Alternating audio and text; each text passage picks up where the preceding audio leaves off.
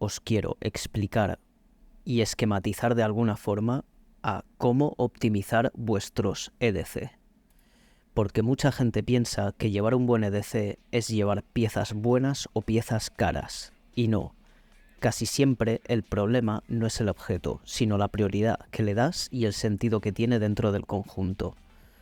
No todo merece el mismo nivel de acceso y ahí empieza una buena carga, porque un EDC no es acumular cosas, es construir una estructura y cuando esa estructura falla, todo se contamina. Lo crítico se pelea con lo secundario, lo útil se hunde y lo que debería salir limpio acaba convertido en una maniobra torpe. Así que hoy vamos a ordenar eso, vamos a ver cómo pasar de un EDC incómodo a uno rápido y limpio. Y para hacer eso, lo primero es entender que un EDC no debería depender solo de lo que llevas hoy. Debe depender de una lógica y de un sistema. ¿Y qué es un sistema? Bueno, para mí es como un plano mental, una configuración que puedes aplicar a todas las cargas, independientemente de que rotes la linterna, la navaja, la herramienta o que tengas diferente pantalón o diferente mochila. Es un criterio que empieza por una idea muy simple y la idea es: no todo merece la misma prioridad. Por eso, para mí, cualquier carga que funciona de verdad se divide en 3 líneas. La primera, que es acceso rápido, no debes tardar más de 4 segundos en acceder a ella y no te debe abandonar ni siquiera para ir al lavabo. Es decir, puedes acceder a ella sentado, puedes acceder a ella sin la chaqueta puesta, sin la mochila a mano, siempre encima tuyo. La segunda línea serían objetos que van almacenados pero no olvidados. Y la tercera línea sería soporte o contingencia. En cuanto mezclas esas capas, ahí empiezan los problemas. Entonces, vamos a profundizar más en estas líneas, cuáles son sus bases y cómo no mezclarlas. Primera línea. Para mí, la primera línea la forman los objetos imprescindibles o de uso crítico, es decir, piezas a las que no puedes tardar más de 4 segundos en acceder. Y aquí hay una idea importante. La primera línea no va solo de importancia, va también de tiempo de acceso. O sea, no se trata solo de que algo sea importante en abstracto. Se trata de que si lo necesitas no te puedes permitir buscarlo, recolocarte o pelearte con otras piezas para llegar a ello. Por ejemplo, según persona y contexto, aquí podrían entrar cosas como defensa, linterna, herramienta o filo principal. Incluso el móvil o la cartera. No es una lista cerrada para todo el mundo, pero es una referencia de lo que sería mi primera línea. Piezas que si forman parte de tu respuesta inmediata no deberían vivir en una zona torpe ni saturada. En desarrollo, la defensa, si la llevas, tiene que estar realmente accesible, porque es que si no, ¿para qué la llevas? La linterna, porque si te quedas a oscuras no puedes ponerte a buscarla. La herramienta principal, porque si la necesitas y forma parte de tu primera respuesta, no debería vivir donde empieza el rebusque. El móvil, por consulta, mapas, información, si necesitas responder un mensaje o estar atento a una llamada, lo mismo. La cartera, pagar, identificarte, salir rápido de un sitio, también forma parte de un sistema limpio. Luego está la segunda línea, y esta no es la capa de lo urgente, sino la de lo controlado. Cosas que no necesitas sacar en primer gesto, pero tampoco quieres perder, enterrar ni llevar molestando en la primera línea. Para mí esta capa es clave, porque evita 2 errores: saturar la capa crítica y mandar al caos piezas que siguen siendo útiles. Por ejemplo, aquí encajan muy bien las llaves de casa. Normalmente no forman parte de tu primera respuesta, pero tampoco quieres perderlas ni llevarlas dando por saco en la capa principal. Las quieres controladas para saber que no las has perdido y accesibles al llegar a casa. También pueden entrar cosas como auriculares, un mechero o cualquier backup de algo que andes usando principalmente, pero en el caso de que no lo tengas encima o lo pierdas o lo hayas prestado, pues tengas una segunda opción de esa cosa. No son primera respuesta, pero tampoco deben vivir al fondo de la mochila. controlado, accesible, pero sin molestar. Y luego está la tercera línea, que sería soporte o contingencia, es decir, todo lo que acompaña al sistema lo sostiene, pero no compite con él. Aquí ya entran piezas que no tienen por qué salir en primer momento, pero que siguen siendo parte de la carga, como por ejemplo cables auxiliares, un powerbank, un botiquín, ropa de recambio. La clave aquí es que no tiene que ser algo súper rápido de sacar, pero tiene que seguir un orden y una lógica para que no interfiera en nuestra capa de respuesta rápida o en nuestra capa del día a día. Soporte no significa desorden y contingencia no implica enterrarlo en capas. Entonces, el fallo sería mezclar estas tres líneas, porque aquí empiezan las interferencias. Lo crítico compite con lo secundario, lo controlado invade el acceso inmediato y el soporte se convierte en un estorbo. Aquí es donde una carga deja de estar pensada y empieza a pelearse consigo misma. Vale, llegados a este punto del vídeo, hay un ejemplo muy bueno que se me ha ocurrido para entenderlo. Y es el ejemplo del famoso torniquete o vendaje de emergencia, en mi caso. Por ejemplo, si llevas un elemento como un torniquete, tienes dos problemas. El primero es que probablemente no lo vas a usar todos los días, ni un día normal, es decir, en 5 años, si lo tienes que usar, lo vas a tener que usar una vez. Pero ese día que lo vas a tener que usar, vas a tener que extraerlo en menos de 5 segundos.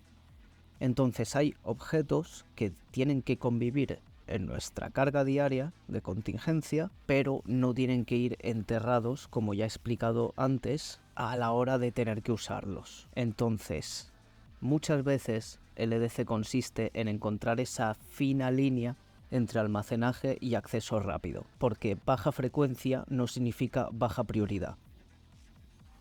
Y aquí entra una idea muy importante, las interferencias. ¿Qué es una interferencia? Es, dicho fácil, si algo molesta, bloquea, retrasa o complica el acceso a una pieza, es una interferencia. Y esto importa porque una interferencia no solo te hace ir más lento, también puede hacer que al sacar un objeto se te caiga otra, que pierdas algo o incluso que te puedas llegar a hacer daño. Una mala colocación no solo molesta, puede empeorar tu situación. Y ojo, porque la interferencia no viene solo de otras piezas, también puede venir de la ropa, mochila o del propio cuerpo. No se trata solo de pensar con qué otro elemento se va a cruzar algo, sino de entender qué va a ocurrir alrededor de esa pieza, cuando te sientas, cuando cambias de posición o, si lo piensas, incluso cuando cambia el tiempo. Si llueve, si hace viento, tienes que tener en cuenta que esa pieza también puede sufrir cambios. Por eso el EDC no se prueba en una mesa, se prueba caminando, sentándote, trabajando, etcétera, etcétera.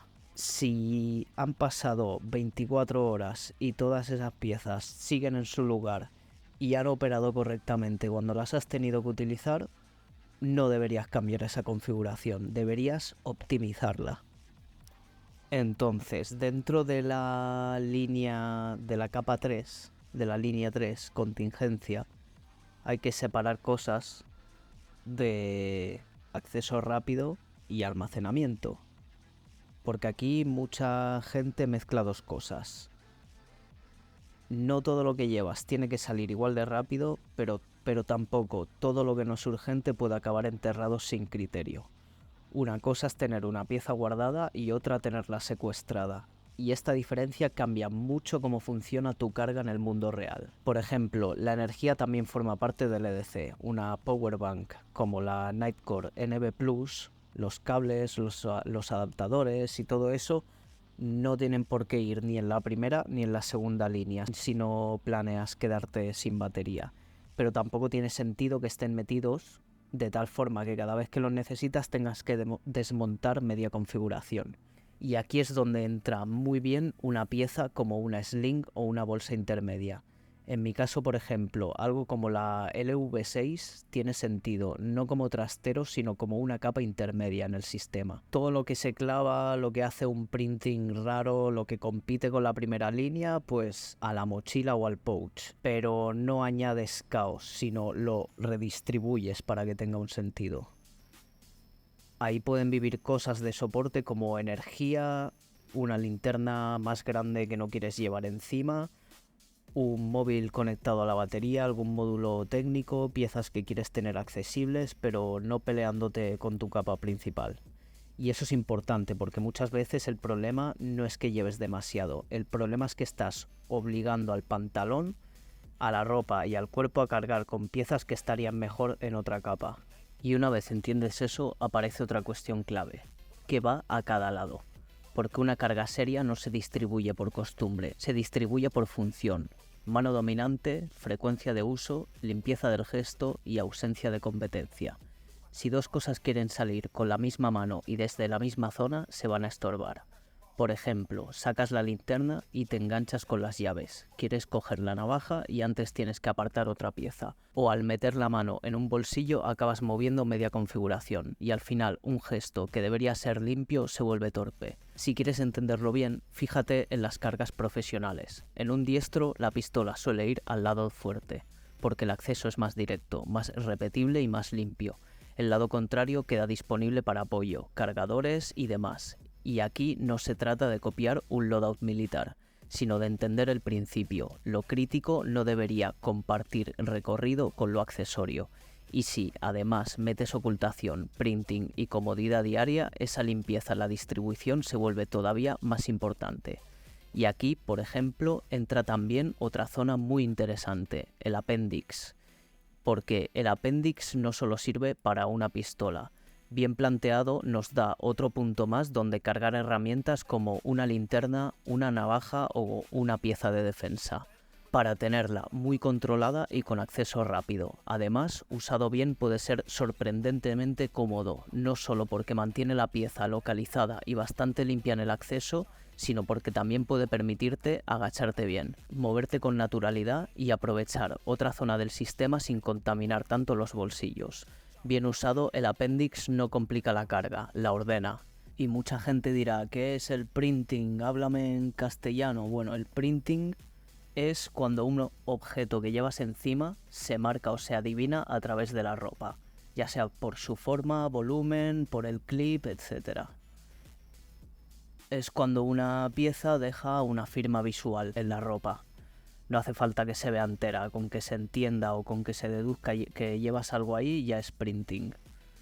Suele ocurrir por el tamaño, el grosor, la forma, etcétera, del elemento. Muchas veces no lo genera el objeto, sino la suma. ¿Cómo lo podemos evitar? Pues evitando acumular piezas en la misma línea, bajando el volumen en las zonas críticas, usando mejor la segunda línea o una capa intermedia, usando mejores clips más delgados, eligiendo mejor la ropa, una talla más o una talla menos y sobre todo el cinturón. Vale, si has llegado hasta aquí es porque esta temática te está interesando de verdad. Pero he decidido dividir este vídeo en dos partes porque metido entero sí va a ser demasiado pesado.